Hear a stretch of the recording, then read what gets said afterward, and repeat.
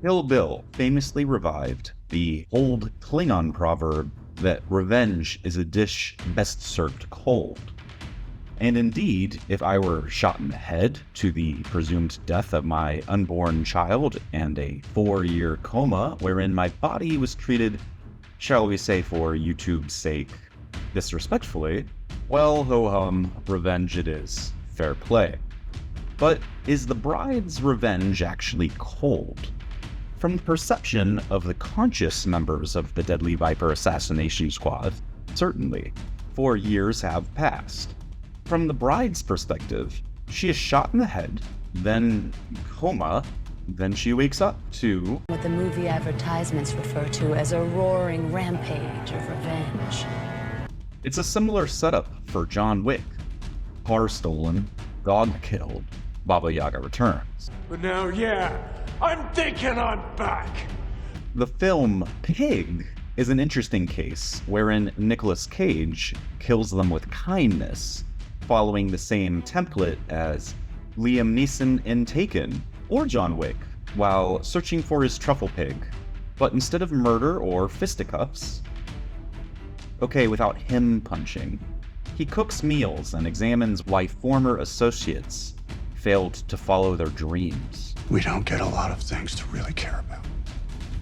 In The Shawshank Redemption, Andy Dufresne is somewhat, and later very much, coerced into facilitating financial crimes for a corrupt warden, who eventually murders a potentially exonerating witness.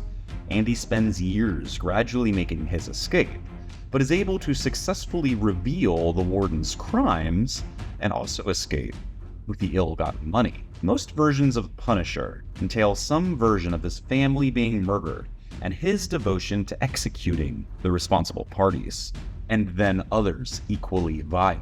This dips into the concept of vengeance, retribution, punishment, and justice, all of which are difficult to separate.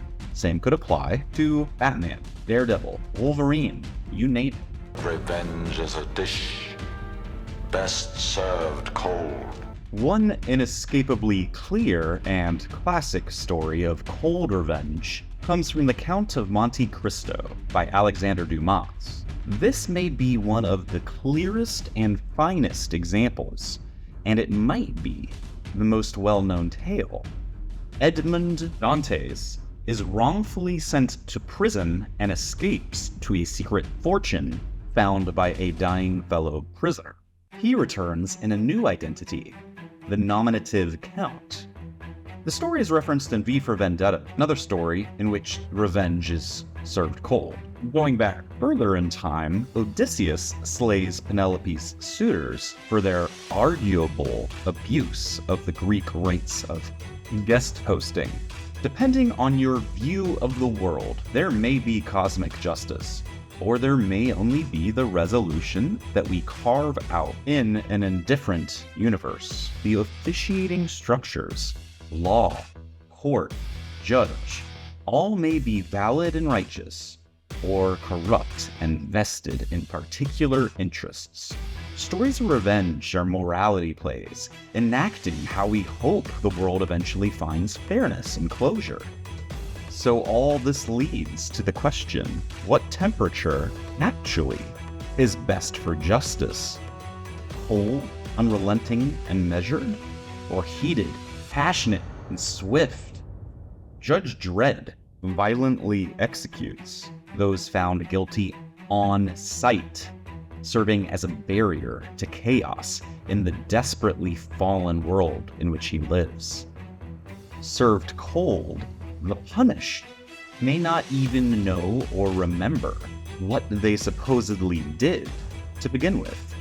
Martin Luther King Jr. wrote in The Letter from Birmingham Jail, "Justice too long delayed is justice denied."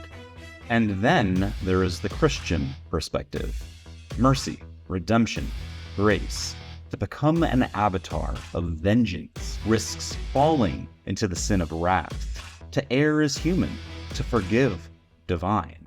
Whether one exists or not, without a god, there can be no perfect justice. Terrifyingly, it could be imagined that we don't have perfect justice even with a god. Think about that. So what do you think? Are revenge stories appetizing? Whom do you wish to see have their sweet desserts? And what does that desire do to us? Give it a thought and comment down below. Give it a like if you liked it, and if not, well, have your revenge.